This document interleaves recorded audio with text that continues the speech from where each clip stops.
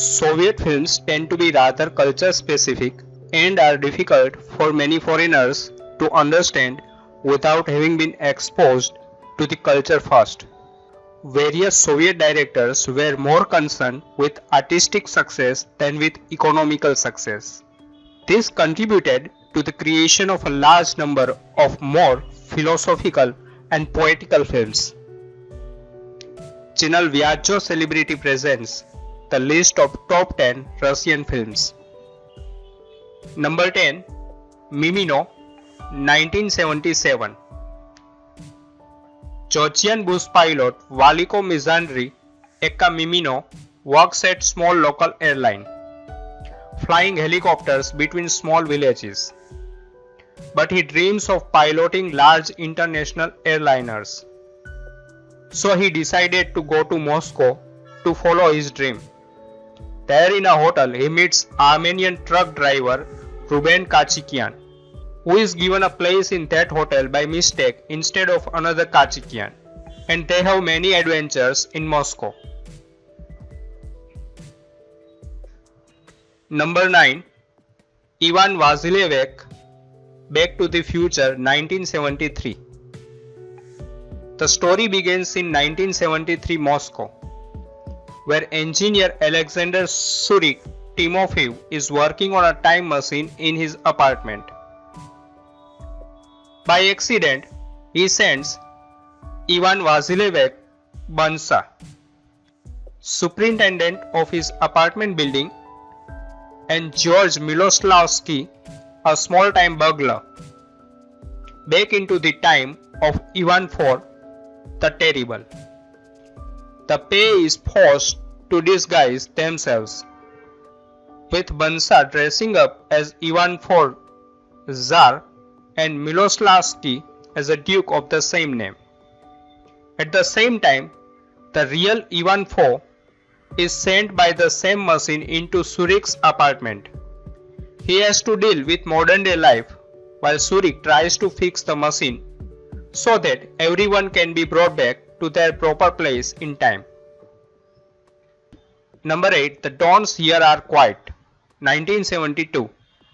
Based on the eponymous book by Boris Vasilyev, the film is set in Karelia in 1941 during World War II.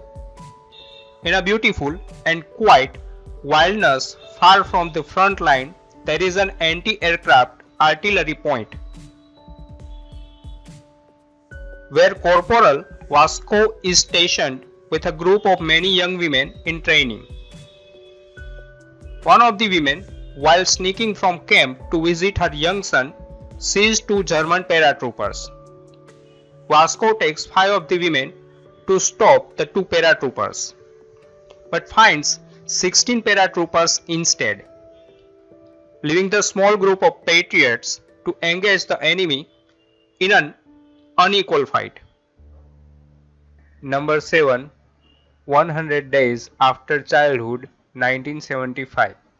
Pioneer leader Serge, a sculptor, decides to work in a new plastic material. Among creatively gifted children in a camp located in an old mansion, Pioneer Lopukhin is so in love with his classmate Ergolina that he does not notice how fascinated Sonia is with him. Showing their emotions and mood help their participation in the production of the play Masquerade by Lermontov, and the play itself imperceptibly turns into a drama with unexpected confession, insult, jealousy, and outbursts. The teens are so busy with their feelings that they do not pay attention to the pedagogical ideas of Pioneer Serge, and by the end of the film, with no additional encouragement, they are ready for a commemoration of first love. Number 6. Gentlemen of Fortune, 1971.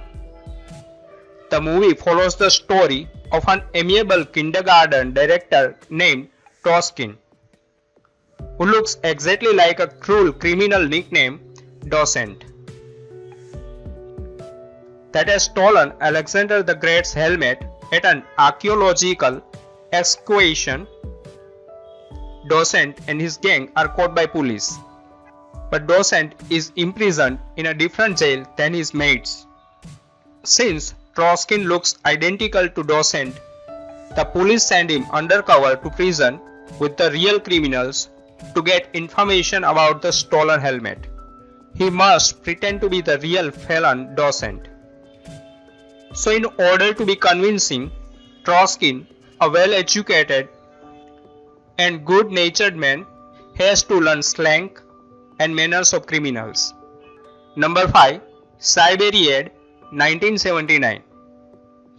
The story about a very small, God-forgotten village in Siberia reflects the history of Russia from the beginning of the century till early 80s.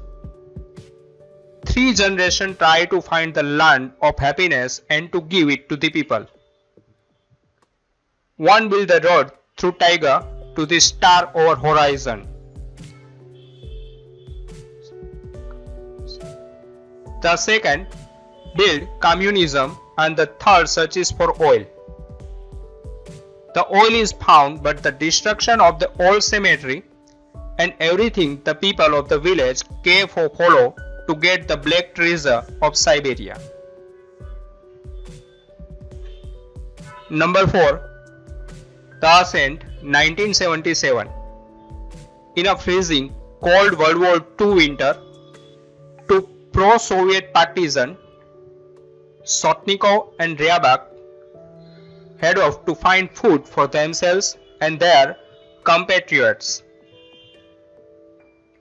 They find a ship at the home of a German headman, but their return to camp is interrupted when they are arrested by a Nazi patrol. Taken prisoner, Sotnikov stands true to his beliefs and refuses to answer any questions despite physical abuse and torture. Ryabak, on the other hand, argue that since they know nothing, they should simply tell them all that they know and do whatever they can to stay alive.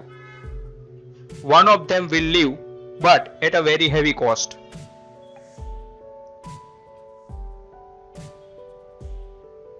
Number 3. Osen, 1974. A quiet drama offers an in-depth realistic look at the attempt of two old flames who reunite to see if they were meant to be together. The effort teaches them plenty about the true nature of love. Both Sasha and Ilya are in their 30s. Long ago they were lovers, but gradually became friends after pursuing other paths. Ilya is involved in a loveless marriage and has a couple kids, while Sasha went through several lovers without finding one that lasted. One day the two meet again. Immediately the old sparks begin to fly and they decide this time they will fully explore their potential relationship, and so take off to a remote northern cabin to be alone. Number 2. The Mirror, 1975. Mirror depicts the thoughts, emotions and memories of Alexei and the world around him as a child, adolescent and 40-year-old. The adult Alexei is only briefly glimpsed, but is present as a voiceover in some scenes, including substantial dialogue. The structure of the film is discontinuous and non-chronological, without a conventional plot, and combines incidents, dreams and memories along with some newsreel footage. The film switches among 3 different time frames: pre-war, wartime and post-war. Mirror draws heavily on Tarkovsky's own childhood. Memories such as the evacuation from Moscow to the countryside during the war. A withdrawn father and his own mother, who actually work as a proofreader at a printing press, feature prominently. Number 1. Stalker, 1979. In a small, unnamed country, there is an area called the zone. It is apparently inhabited by aliens and contains the room wherein it is believed wishes are granted. The government has declared the zone a no-go area and have sealed off the area with barbed wire and border guards. However, this has not stopped people from attempting to enter the zone. We follow one such party made up of a writer who wants to use the experience as inspiration for his writing, and a professor who wants to research the zone for scientific purposes. Their guide is a man to whom the zone is everything, the stalker.